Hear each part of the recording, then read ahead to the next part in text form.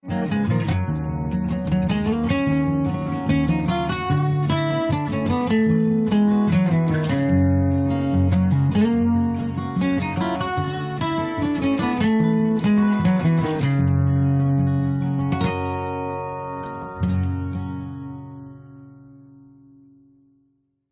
and welcome to episode 4 of Beeching End TV.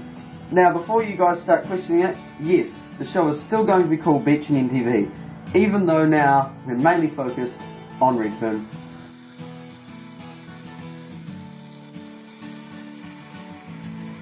Right, so as you can see on Redfern, the track work is all completed and all somewhat wired up.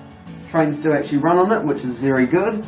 And basically we've got, a set of points here, which is a streamlined set of points from Pico.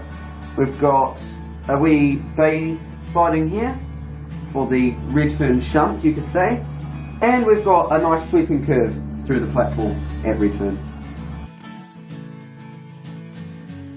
Right, so here at Redfern, as you can see, most of the scenery and the buildings are now all in place and fitted and painted up and whatnot.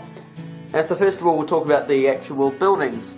So here we've got Redfern Station. That was a scratch build made of card, which was then cladded with plastic card with brick pattern embossed, and then of course painted up. We've then got the Station Master's house, which is a resin building from Pocket Bond. And what you'll notice is it has been painted with a bit of dark stone here and there, and the really sharp eye will notice a little seagull on the ridge tiles.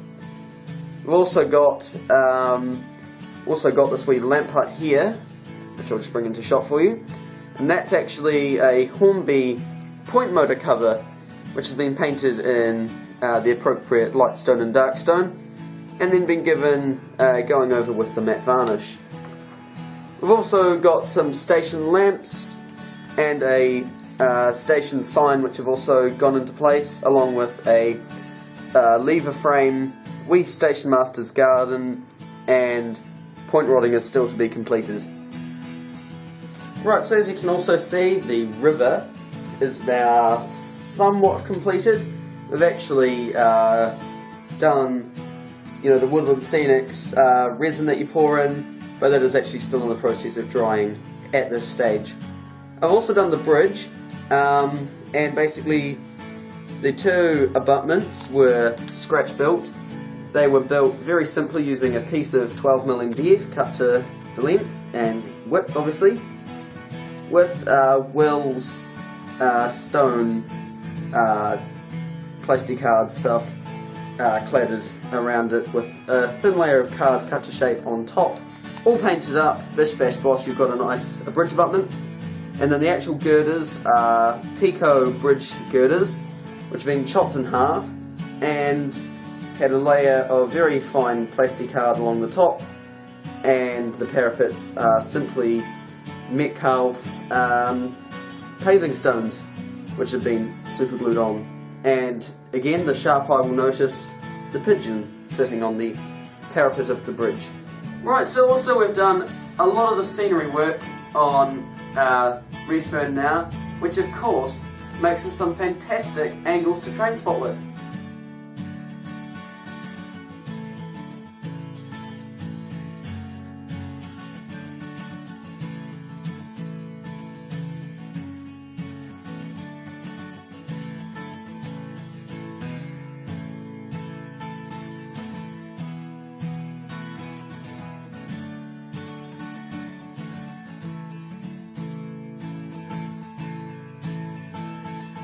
Right, so the platform lamps that we've got here are actually functioning. They do light up, and they are actually from a company called Train Save, and they are labelled even as GWR Swan Neck lamps, so I had to get those. And they have also been painted in light stone and dark stone. But also quite importantly, the station building just lifts off its post, and we've got a wee LED that pops up and it's a bit flexible, sort of thing. Goes up and down, and that just sits in the roof. on Redfern when the station building's in place. So it's nice and removable without any, worrying about any fancy plugs or anything like that. It's nice and simple.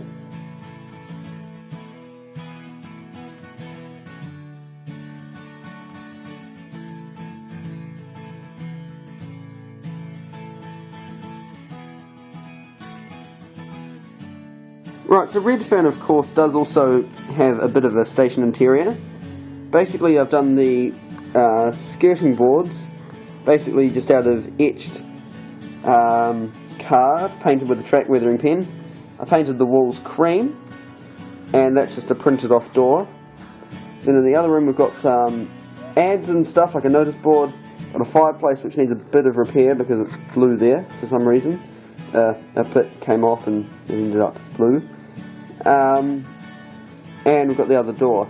So there's a bit of interior detail on the station building, and it's actually come out quite nice.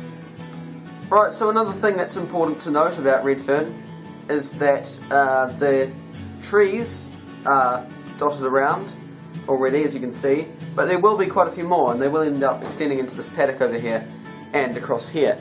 But basically they're very simply made out of just twigs, regular twigs that you find in your garden, all super glued together with a bit of masking tape around it to hold them in place. Then we've come in with some Woodland Scenics polyfibre stuff, I don't know what you call it, and you can spread it out and spread it around the twigs.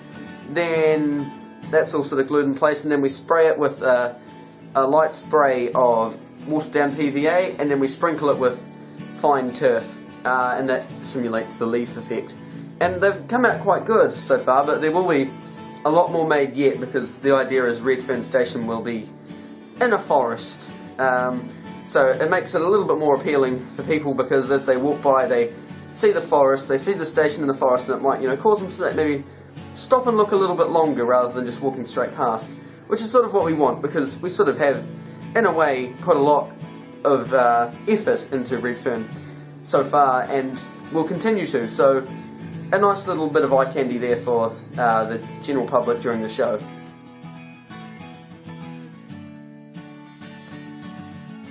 Right, so here is the Redfern shunt, you could say, that has been mentioned a few times in this video.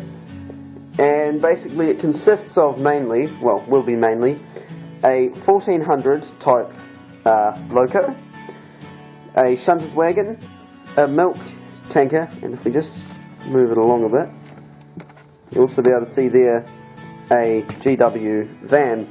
Now the idea of the Redfern shunt will be to, imaginarily take milk from the farms around Redfern, plus in the box van it'll be general goods or post, plus because Redfern is in a forest, perhaps a small export of firewood, which would be a nice idea. And basically the Redfern shunt will probably shuttle between Redfern and Beeching End every half an hour or so at the show.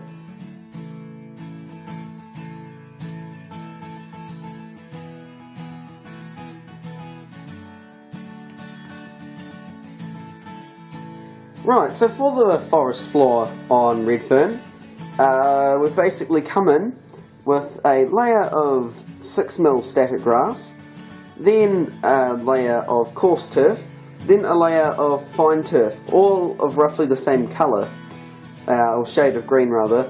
So it's made a very effective long grass with a bit of, overgrown weeds and stuff effect.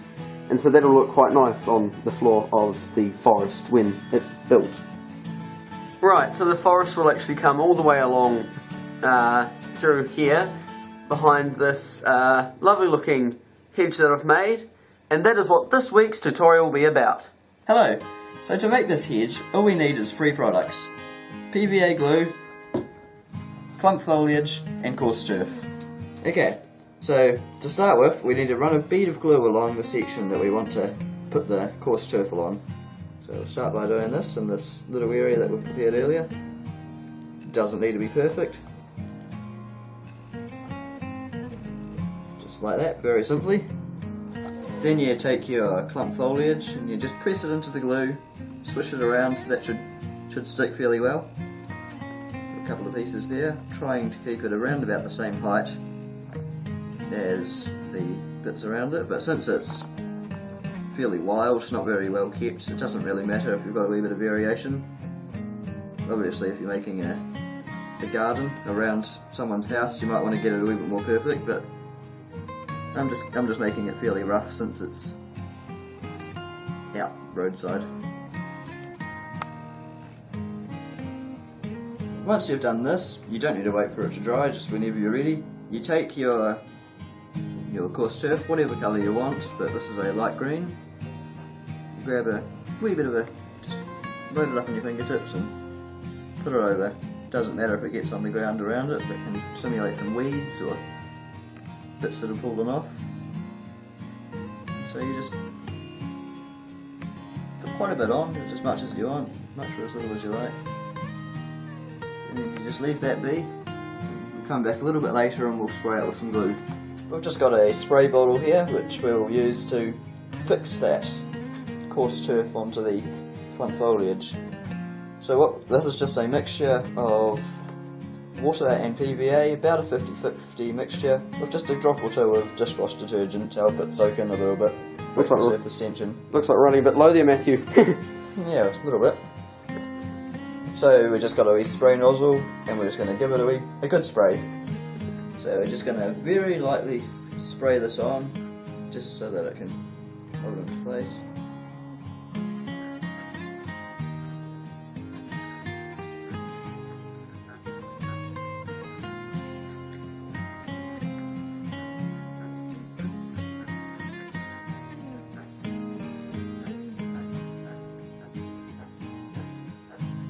So I've made a little bit of a mess here, so since we don't want any glue setting on the road, I'm just going to wipe it away gently. This is just using a general purpose kitchen paper towel. So that's just so that we don't get the glue drying a film over the road.